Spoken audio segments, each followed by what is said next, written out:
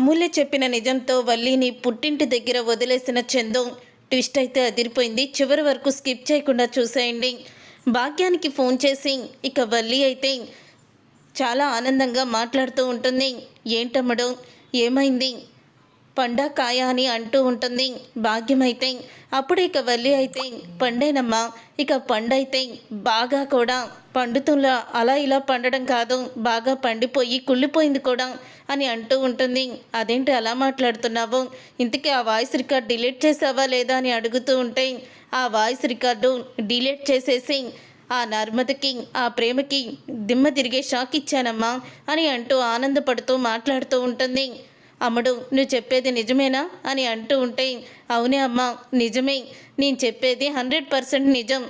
నేను వాళ్ళది మొత్తం కూడా వాయిస్ రికార్డు డిలీట్ చేసేసాను. ఇప్పటి వరకు నన్ను ఆడుకున్నారు కదా, ఈరోజు నా బండారాన్ని బయట పెడతానని నన్ను బెదిరించారు కూడా, కానీ ఈరోజు వాళ్ళకి ఇంత షాక్ ఇస్తానని వాళ్ళు ఊహించలేదు అని అంటూ ఉంటుంది. వల్లి అయితే ఇప్పటి వరకు నిన్ను ఆడుకున్న వాళ్ళకి ఈరోజు నుంచి ఈఎంఐ రూపంలో నేను చుక్కలు చూపిస్తాను, నేను అక్కడికి వస్తున్నాను అని భాగ్యం అంటూ ఉంటుంది. బేగ రావే అమ్మ, బేగ వస్తే వీళ్ళకి చుక్కలు చూపిద్దాము. ఈ శ్రీరామనవమి రోజు వీళ్ళకి ఇంట్లో కన్నీళ్లు తప్ప ఆనందం మిగలదు అని అంటూ ఉంటుంది. వల్లి అయితే వస్తున్నానే అమ్మడు, నేను త్వరగా వస్తున్నాను, ఆ నర్మదికి ప్రేమకి చుక్కలు చూపిస్తాను, బేగ రెడీ అయ్యి మేము వచ్చేస్తున్నాము అని అంటూ ఉంటుంది భాగ్యం. సరేనమ్మా, మీరు తొందరగా వచ్చేయండి, ఎంత తొందరగా వచ్చేస్తే వాళ్ళతో మనం ఒక ఆట ఆడుకుందామంటూ వల్లి ఆనందపడిపోతూ ఉంటుంది. అప్పుడే భాగ్యం కూడా సరే అని రెడీ అవుతూ ఉంటుంది. ఇంతలో ఇక వల్లి వెనక్కి తిరగంగానే చందు అయితే ఉంటాడు. ఇక చందుని చూసి షాక్ అయిపోతూ ఉంటుంది. వల్లి అయితే ఇదేంటి ఇలా ఆనందపడి ఎగిరేలోపు దబుక్కుమని కింద పడిపోయాను, మొత్తం వినేశాడా అని షాక్ అయిపోతూ ఉంటుంది. వల్లి అయితే నీతో మాట్లాడాలి, పక్కకి రా అని అంటూ ఉంటాడు. చందు అయితే అప్పుడే ఇక వల్లి అది అలాగా ఇలాగా అంటూ మెలికలు తిరుగుతూ ఉంటే, చెప్పింది వినపడడం లేదా, నీతో నేను మాట్లాడాలి రా అని అంటూ ఉంటాడు. చందు అయితే అది కాదు అది అని అంటూ మళ్ళీ తడబడుతూ ఉంటుంది. ఏంటి నువ్వు మాట్లాడదాం రమ్మంటే అలాగా తడబడుతూ మాట్లాడుతున్నావు, ఏదో తప్పు చేసింది అలాగా మాట్లాడడానికి రమ్మంటే ఎందుకు రావడం లేదో, ఒక ముఖ్యమైన విషయం నీతో మాట్లాడాలి, తొందరగా రా అని అంటూ చందు అయితే ఇక వల్లిని పెరట్లోకి తీసుకువెళ్తాడు. అప్పుడు ఇక వల్లి అయితే ఏదో జరగబోతుంది, అర్థమైపోయింది, బాకి నిజం తెలిసిపోయిందని టెన్షన్ పడుతూ ఉంటుంది. అప్పుడు ఇక వల్లిని పెరట్లోకి తీసుకువెళ్తాడు చందు. ఇంతలో ప్రేమ అయితే అమూల్య దగ్గరికి వెళ్ళి, అమూల్య మీ చందు అన్నయ్య నిన్నెందుకో పిలుస్తున్నారు అని అంటూ ఉంటుంది. ఎందుకు దినా అని అమూల్య అడుగుతుంటాం. ఏమో నాకు తెలీదు, నిన్ను పెరట్లోకి రమ్మన్నారు, నీతో ఏదో మాట్లాడాలని అన్నారు, తొందరగా వెళ్ళు అని అంటూ ఉంటుంది ప్రేమ. సరే వదిన ఇప్పుడే వెళ్తాను అని అమూల్య అయితే చందుని కలవడానికైతే వెళ్తుంది. ఇంతలో నర్మద ప్రేమ ఇద్దరు కూడా ఇక నర్మదని ప్రేమ తీసుకొని, రావక్క నీకు ఒక సర్ప్రైజ్ ఇస్తాను, తొందరగా రా అంటూ ఇద్దరు కూడా పెరటి వైపుకి వస్తూ ఉంటారు. ఇంతలో ఇక వల్లిని పక్కకి తీసుకువెళ్ళి అడుగుతూ ఉంటాడు. చందు అయితే ఈరోజేంటి అని అడుగుతూ ఉంటే, ఈరోజు శ్రీరామనవమి బావా, అది కూడా తెలీదా, ఇంట్లో ఏర్పాట్లు చేస్తున్నారు కదా అని అంటూ ఉంటే, కాదు ఈరోజు నాకు నువ్వు ఒక నిజం చెప్పే రోజు, నా దగ్గర ఇంకా ఏ నిజాలు దాచిపెట్టావు అని అంటూ ఉంటే, నీ దగ్గర నేను ఏ నిజాలను దాచిపెడతాను ఇంకే నిజాలు దాచిపెట్టలేదు, నిన్ను పెళ్లి చేసుకోవడానికి మా అమ్మ అదిగో ఆ సర్టిఫికెట్లు అబద్ధమని చెప్పిందంతే, ఆ అబద్ధం తప్ప నేనే అబద్ధం నీతో చెప్పలేదు అది కూడా నిన్ను ప్రేమించి నిన్ను పెళ్లి చేసుకోవాలని నీ మీద ఉన్న ప్రేమతోనే చేశాను అని అంటూ ఉంటుంది. ఇక వల్లి అయితే కాదు నువ్వు అబద్ధం చెప్తున్నావు, ఇప్పుడు నాకు నిజం కావాలి, నీ నోటి వెంట నేను నిజం వినాలి, ఆ అమూల్య విశ్వాకాన్ని ప్రేమించడానికి ఎవరు కారణం, మా నాన్న గుండెపోటుతో హాస్పిటల్ పాలవడానికి ఎవరు కారణం, వాళ్ళ ఇద్దరి మధ్య లవ్ ట్రాక్ నడిపించింది ఒకరు ఉన్నారు, వాళ్ళెవరో నీకు తెలుసని నాకు తెలుసు, చెప్పు వాళ్ళెవరు అని అడుగుతూ ఉంటాడు. అప్పుడు ఇక ఆ మాట విని ఇక షాక్ అయిపోతూ ఉంటుంది. వల్లి అయితే ఇక షాక్ అయిపోతూ ఇక వల్లి అయితే బా నాకేం తెలుస్తుంది బా, నాకు తెలియదు బా అని అంటూ ఉంటే, చూడు నువ్వు నిజం చెప్పకపోతే మాత్రం ఈరోజు నేను ఊరికినే ప్రసక్తే లేదు, నిజం చెప్తావా లేదా అని అంటూ వల్లిని కొట్టబోతూ ఉంటాడు. అప్పుడు ఇక అమూల్య చందు వల్లి ఇద్దరూ కూడా మాట్లాడుకోవడం విని అక్కడే ఆగిపోయి షాక్ అయిపోతూ ఉంటుంది. అలాగే నర్మదా ప్రేమ ఇద్దరూ కూడా చూస్తూ ఉంటారు. అప్పుడు ఇక వల్లి అయితే బా నాకు తెలియదంటున్నాను కదవా అని అంటూ ఉంటే, నువ్వు పదే పదే నాకు తెలియదని మాత్రం అమాయకంగా మాట్లాడుకో, నువ్వు అబద్ధాలు చెప్పడంలో ఎంత నేర్పరో నాకు తెలుసు అని అంటూ ఉంటాడు. చందు అయితే బా సర్టిఫికెట్ల విషయంలో అబద్ధం ఆడాను, కానీ ఇలాగా ఆడపిల్ల విషయంలో నేనెందుకు అబద్ధం ఆడతాను బా, నాకేమీ తెలీదు అమూల్య గురించి, కానీ అమూల్యకి విశ్వాకి మధ్య ప్రేమ ఎవరు పుట్టించారో, వాళ్ళిద్దరి మధ్య ప్రేమ రాయబారం ఎవరు నడిపారో అది తెలుసు, కానీ ఒకళ్ళ మీద నిందలు వేసి వాళ్ళ జీవితాలని చెడగొట్టాలని నేను ఎప్పుడు అనుకోలేదు, కాబట్టి ఆ నిజాన్ని బయట పెట్టలేదు. ఒకవేళ ఆ నిజం తెలిస్తే మామయ్య గారు కూడా తట్టుకోరని నాకు తెలుసు, అందుకని నేను కూడా మౌనంగా ఉన్నాను అని అంటూ ఉంటుంది. ఇక ఆ మాట విని ఒక్కసారి ఇక షాక్ అయిపోతూ ఉంటాడు. చందు అయితే ఎవరు ఎవరు అమూల్యకి విశ్వాకి మధ్య ప్రేమ రాయబారం నడిపించింది అని అడుగుతూ ఉంటాడు చందు. ఎవరో కాదు బా, ఎవరో కాదు, ప్రేమే అని అంటూ ఉంటుంది. వల్లి అబద్ధం చెప్పడంతో ఒకేసారి షాక్ అయిపోతూ ఉంటారు. అప్పుడు ఇక అంటూ ఉంటాడు చందు అయితే, ఏంటి నువ్వు చెప్పేది, ప్రేమనా అని అంటూ ఉంటే అప్పుడు ఇక అమూల్య కూడా షాక్ అయిపోతూ ఉంటుంది. చూసావక్క ఎంత పెద్ద అబద్ధం చెప్పిందో అని ప్రేమ అంటూ ఉంటుంది. అప్పుడు ఇక వల్లి అయితే సత్య ప్రమాణకంగా చెప్తున్నాను బా, తన పుట్టింటిలు వాళ్ళు కలిసిపోవాలని, తను పుట్టింటి కోసం వాళ్ళ అన్నయ్య కోసం తను పుట్టింటికి వెళ్ళాలని ప్రేమ ఇదంతా చేసింది. ప్రేమే విశ్వాని అమూల్యని ఒక్కటి చేసింది, కానీ ఆ విశ్వక్కాడు మీ మీద పగ పెంచుకొని అమూల్యని బాధ పెట్టాడు అని అంటూ అబద్ధాలు చెప్తుంది. అప్పుడు ఇదంతా విని కోపంతో రగిలిపోతూ ఉంటుంది అమూల్య అయితే. ఇక అమూల్య కోపంతో రగిలిపోతూ ఇలా అంటూ ఉంటుంది, ఛీ నువ్వు ఇంతకి తెగిస్తావని నేను అనుకోలేదు వదినా, నువ్వు ఇంత దుర్మార్గురాలివా అని అంటూ ఉంటుంది అమూల్య అయితే. అప్పుడు ఇక అమూల్యని చూసి ఒక్కసారే షాక్ అయిపోతూ ఉంటుంది. వల్లి అయితే ఇదేంటి, ఇది ఇప్పుడు వచ్చింది, నా పని అయిపోయింది, నేను ఇప్పుడు అబద్ధం చెప్పానని బాకి తెలిసిపోతుందని టెన్షన్ పడిపోతూ ఉంటుంది వల్లి. అప్పుడు ఇక అమూల్య వచ్చి, నువ్వు అసలు మనిషివేనా వదినా, నీ కాపురం కూలిపోతుందని ఆ రోజు నిజాన్ని బయట పెట్టకుండా నర్మద వదిన చేత ప్రేమ వదిన చేత మాట తీసుకున్నాను, కానీ నువ్వు మాత్రం ప్రేమ వదిన జీవితాన్ని నాశనం చేయడానికి నువ్వు చేసిన తప్పుని ప్రేమ వదిన మీద నిందలా వేస్తావా, నువ్వు అసలు మనిషివేనా అని అడుగుతూ ఉంటుంది అమూల్య. అప్పుడు ఇక ఆ మాట విని చందు షాక్ అయిపోతూ ఉంటాడు. అప్పుడే వల్లి అయితే, ఏం మాట్లాడుతున్నావు అమూల్య, మీ చిన్నోదిన్ని వెనకేసుకొస్తున్నావా అని అంటూ ఉంటుంది వల్లి. ఏయ్ నువ్వు నోర్మొయ్, నువ్వు చెప్పు అమూల్య, అసలు ప్రేమ గురించి వల్లి అబద్ధం చెప్పడం ఏంటి, ప్రేమ నర్మదికి నువ్వు మాట ఇవ్వడం ఏంటి, ఏం జరిగింది అని అడుగుతూ ఉంటే, అన్నయ్య నేను విశ్వకు ప్రేమించుకోవడానికి కారణం ఎవరో కాదు ఈ వల్లి వదినే అని అంటూ నిజాన్ని బయట పెడుతుంది. విశ్వ గురించి నా దగ్గర ఎన్నో మాటలు చెప్పింది, ఆ విశ్వ వైపు నన్ను తిరిగి ఇలా చేసింది. ఒక్కసారి వాడిని చెప్పు తీసుకొని కొట్టానన్నయ్య, కానీ ఆ చెప్పు తీసుకొని కొట్టానని నీ మీద ప్రేమతో తనను కొట్టిన దెబ్బని కూడా మర్చిపోయి నీ గురించి ఆలోచిస్తున్నాడు. చెడ్డవాడు అనుకున్నాను, కానీ కూసంత మంచివాడే. మీ రెండు కుటుంబాలు ఒక్కటవుతాయి, మీ అమ్మ ప్రేమ వదిన సంతోషంగా ఉంటారు అంటూ నాకు మాయ మాటలు చెప్పింది అని అంటూ నిజాల్ని బయట పెడుతుంది.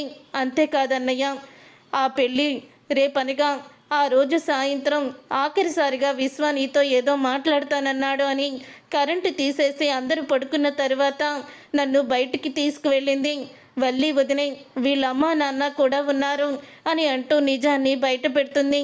అది తెలుసుకొని ఒక్కసారి షాక్ అయిపోతూ ఉంటాడు చందు అయితే. ఇక షాక్ అయిపోతూ అలా ఉండిపోతాడు. కానీ ప్రేమ వదిన నర్మద వదిన ఈ నిజం తెలుసుకొని అప్పుడు అందరికీ కూడా నిజం చెప్పడానికి వచ్చారన్నయ్య, కానీ నేనే మళ్ళీ మీ కాపురం ఏమైపోతుందో, నువ్వు బాధపడతావో అని నేనే నిజాన్ని చెప్పనివ్వలేదు, మాట తీసుకున్నాను. కానీ ఈ వల్లి వదిన తనను తాను తప్పించుకోవడానికి ఏమీ తెలియని అమాయకురాలైన ప్రేమ వదిన మీద నింద వేసింది. అందుకని ఈ నిజాన్ని నేను ఇప్పుడు బయట పెట్టాల్సి వచ్చింది అని అంటూ ఉంటుంది అమూల్య. అయితే ఇక ఆ మాట విని వల్లి చంప పగలగొడతాడు చందు. నర్మదా ప్రేమ కూడా వచ్చి, అవును బావగారు, ఆ రోజు మీ తమ్ముళ్ళిద్దరితో మీరు ప్రేమించి పెళ్లి చేసుకున్నారు, మీ భార్యలు మీకు ఇంత కూడా విలువివ్వరా అని మాట్లాడారు. అందుకని ఈ నిజాల్ని మేము బయట పెట్టాల్సి వచ్చింది. తప్పుంటే మమ్మల్ని క్షమించండి.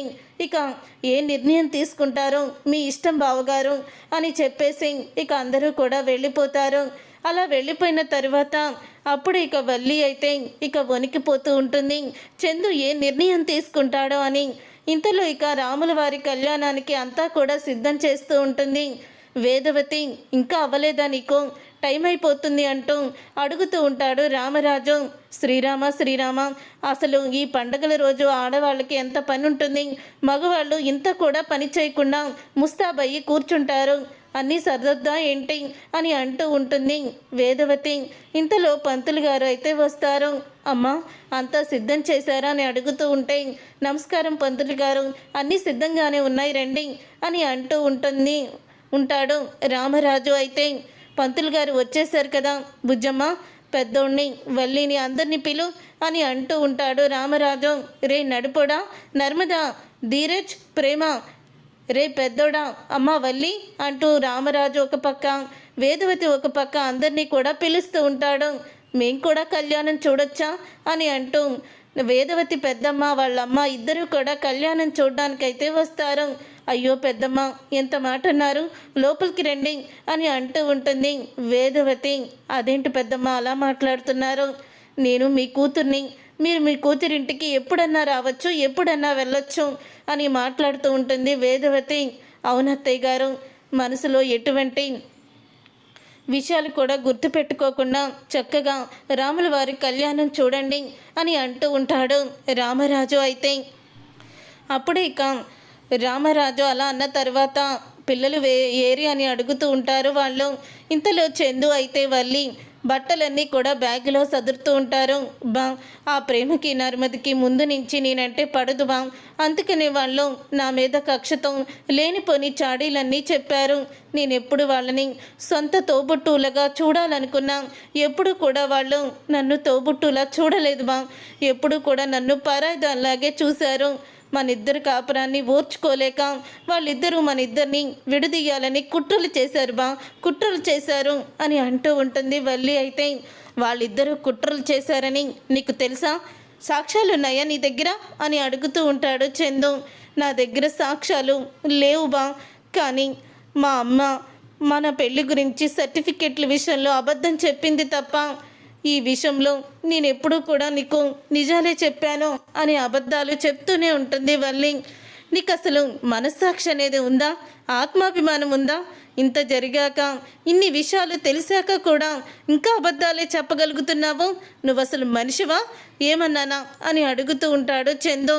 చూడు, మా నాన్న నిన్ను ఏదో పెద్ద గొప్ప కోడలు అనుకుంటున్నాడు, ఈ ఇంటి పరువు మర్యాదలు నిలబెట్టేదాని అనుకున్నాడు, కానీ తన కూతురి జీవితాన్ని నాశనం చేశావని తెలిస్తే నాన్న తట్టుకోలేడు, అందుకని ఎవరికి చెప్పకుండా నిన్ను పుట్టింటికి పంపించేస్తున్నాను.